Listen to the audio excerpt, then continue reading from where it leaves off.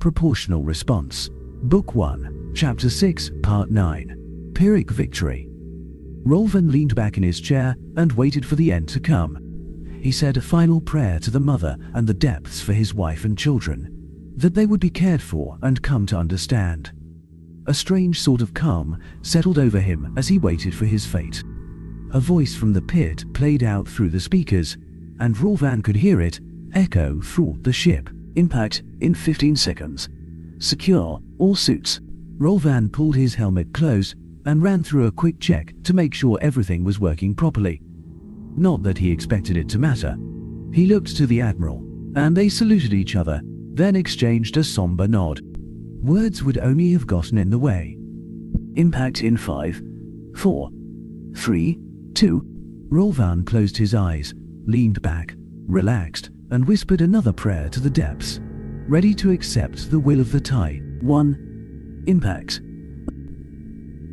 Everything went slightly dark beyond his eyelids. Then the lights came back up. The ship didn't shake, no sound reached his ears. He opened his eyes, startled, and looked around to find other bewildered faces searching for answers. Commander Gosar sat in his observation station on the bridge of the Everest and muttered a prayer for the souls of the Indomitable's crew, and for his Admiral. A tear leaked from his eye as he considered the final words of his friend. He watched the debris of the Indomitable continue on their course, unaltered by the slug which had torn them apart. The status of the ship hadn't changed, nor had its course. He began to wonder if the display on his helmet was interfering with what he saw. He considered it a bit much that the captain had ordered everyone to close their helmets when the first of the fire came in, but when in Fearadhach, suddenly a new ship appeared in the display, something massive which he couldn't identify. Several voices began to come from his helmet's comms at once, speaking over each other. He focused on the Indomitable and caught his breath as it changed course. He forgot himself and tried to sit forward in surprise.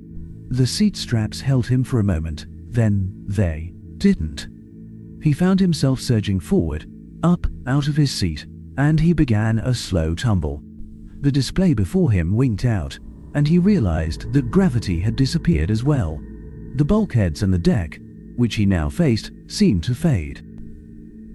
Others began to tumble in different directions, their arms waving, their hands trying to grasp objects, but passing through. He found himself facing the top of the room he'd been in, but he could see through it now. He then passed through it. The metal of the deck appeared like fading mist. He bumped into someone and they traveled for a moment in a tangle of arms and legs before they separated. By the time he had his bearings again, he found himself adrift in a field of humans wearing spacesuits. Overlord Supreme Leader Tilian Sana sat in his command chair and fumed. He carefully kept a smile on his face, pretended to be gleeful that he'd won the engagement because that fool human had chosen to sacrifice his own worthless life and those of his crew in a vain attempt to put off the will of the Zoltan Republic, but inside he fumed as he watched his military career end. He'd be exalted, publicly, for this, of course, for snatching a victory from the jaws of defeat. Privately, however, he could almost feel the disapproving stares of the Admiralty Board already. Damn those human! Couldn't just let themselves lose. I will be shuffled off to an honorable desk job and quietly left to waste away until I have the sense to retire. They might even, shudder, make me Commandant of the Academy. It is an honor, they will say. It is a place of prestige, they will say, as they sentence me to a lifetime of wiping the nostrils of idiot cadets. Most of them commoners. At least I will have the satisfaction of no. The enemy flagship sailed through their projectile as if it had been made of sand. He saw its shields flare with countless tiny lights. And then keep moving. He lost all decorum, howled in rage, and slammed his fist onto his armrest. Gunners, I want a firing solution on that ship. All ships fire on the human flagship. I want that thing out of my sky and off my sensors. I want, Overlord. We have a new ship contact. It is an old machine, Your Supreme Highness. It just appeared on sensors. Self-preservation cooled his rage. Scan that ship. What is it doing? Is there any indication that it is charging weapons? Sir, are you sure? Very well, sir. Turning all active scans to the old machine ship. Gunner! I still want that human ship destroyed. Where is my firing solution? He pounded on his armrest again for emphasis, and the armrest deformed under his hand. He smirked slightly. The workouts had begun to pay off. He moved to sit forward in his chair, but the hand he placed on the armrest to lever himself forward went through the armrest. He found himself off balance and tumbling backwards, all sound slowly fading from his ears. After a few moments, he completed a full back flip and saw his bridge crew floating before him. He could breathe, but no sound reached his ears, and the ship seemed to be disintegrating around him. Already he could see through the entire ship and just barely make out stars. Rolvan turned his eyes to the tactical display and found the line representing the slug cut off where it passed the line which trailed behind the ship. The Admiral's voice cut across the bridge. What happened? Did we miss the slug? Someone get me some answers. Sir, course for our ship and the projectile confirmed. We made the impact, but we did not hit solid matter. We hit a cloud of atoms, sir. The dimming lights were the shields pulling power to absorb it. Impact was spread out across most of the length of the ship. Something vaporized the projectile, sir. I have no explanation. An alarm went off at another station, and its operator nearly bolted from her seat as she exclaimed, Sir, contact. New contact has appeared on radar. Sir, it's huge. I can't identify it. Rolvan turned his eyes to the tactical display and saw the new ship. It was huge, bigger than any ship he'd ever seen. It couldn't be. Where did it come from? What was its vector? Wait. The Admiral punched some buttons, then looked up with alarm plain on his face. Fleet comm. Put me through to all ships. Now.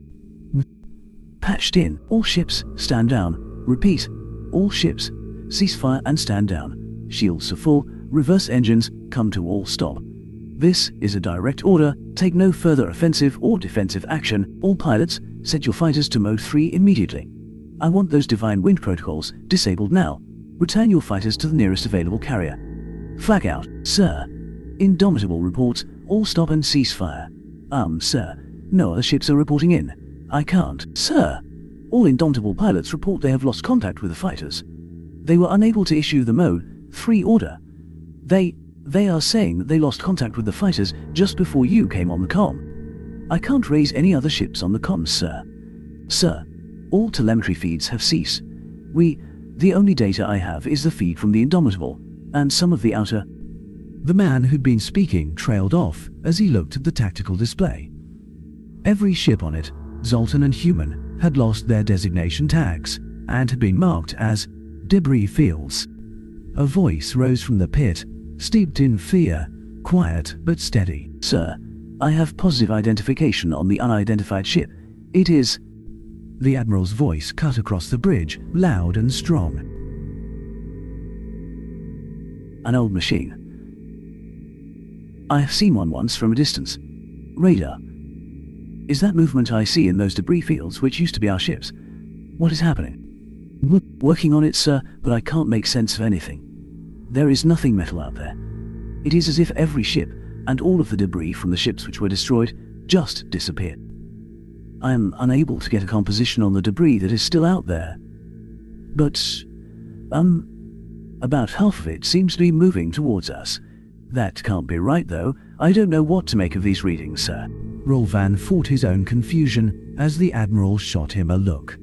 He turned his other eye to face the man, then gave him the opposite direction eye roll that his people used in place of the human shrug. He seemed to understand the gesture and turned back to the pit. Radar, you said that half of the debris was moving towards us. Where is the other half going? To be more specific, sir, the debris from our ships is moving towards us. The remains of the enemy ships are all moving towards the old machine. The first of it from our ships will arrive soon. I can't make out the composition, sir, but the clouds of whatever they are definitely under power and matching our course and speed. I want a visual as soon as you can get it. Ops, that is an old machine out there. Initiate old machine contact protocols. Let me know the instant they respond to our query, and how our new sensor calibrations do. Aye, Admiral. I took the liberty of unpacking the software that they gave us for scanning old machines. Starting the scans now. We have a response to our initial access query. It reads, access denied, leave, do not return. Sir, they sent the message in English. Rolvan rocked slightly back in his chair, and his eyes blinked slowly in surprise. An old machine responded in something other than their own language. Unheard of, sir.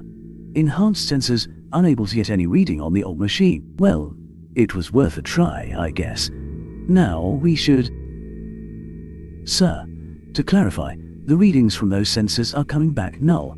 We are getting no readings at all. The old machine is doing something to jam our sensors, but I can't detect anything about what they are doing. Alarm tingled at the end of Rolvan's limbs, an instinctual drive to swim away.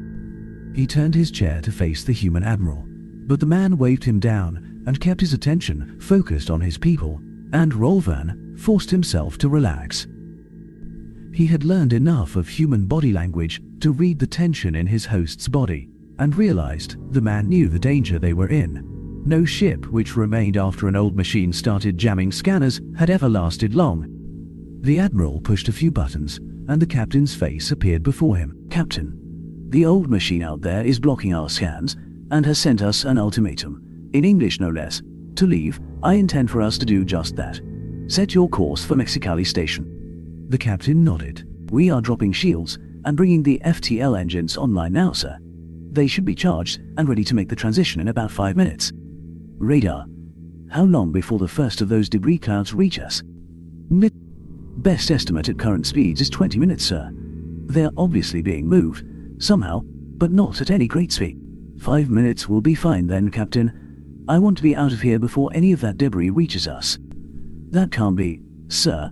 We have visual on the nearest debris moving toward. You're going to want to see this, sir. The central display changed to a visual feed of... Rolvan closed his eyes and rotated them around behind his eyelids a few times, then opened them again. Through his suit comms, he could hear humans speaking softly, but his translator refused to translate any of it. He opened his eyes, and the image remained the same. Dozens of humans in their spacesuits, still alive, judging by their movements, floating in space. The Admiral turned to face the captain's hologram. Cut the charge on the jump drives, Captain, and stand us down from red alert. It looks like we're going to have company. Keep this channel open. I think we're going to have a lot to do in a very short time. Radar. I want a count of how many men and women we have headed towards us. Ops. Start running the numbers with an estimate of half of the crew that were in this fleet. Will everyone fit? Will our environmental systems hold up?